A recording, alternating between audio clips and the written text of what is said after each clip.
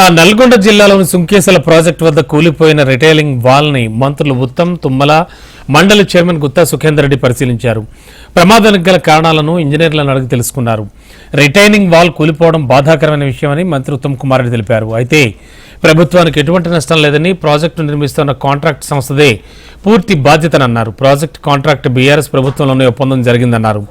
ఇప్పుడు తమపై విమర్శలు చేయడం విడ్డూరంగా ఉందని ఆక్షేపించారు ఉత్తమ్ కుమార్.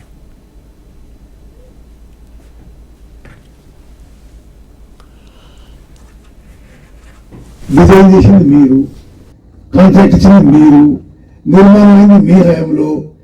మరి మీ కమిషన్ల కక్కుర్తో మరొకటి ఒక రీటైనింగ్ వాల్ కొలాప్స్ అయింది. అది కూడా మీ ఊళ్ళో కట్టింది. డిజైన్ కూడా మీరే చేసిండ్రు, కాంట్రాక్ట్ కూడా మీరే ఇచ్చిండ్రు. ఒక్కసారి ఆలోచన చేయాలి. సుఖేందర్ గారు చెప్పిన మాట నేను గుర్తు చేస్తున్నా. 2014లో అధికారంలో వస్తే ఎలక్షన్స్ వచ్చే 1-2 సంవత్సరాల ముందు ఈ పనులు మొదలెట్టడంలో మొదలు ఉందో ఆలోచన చేయాలి. మరి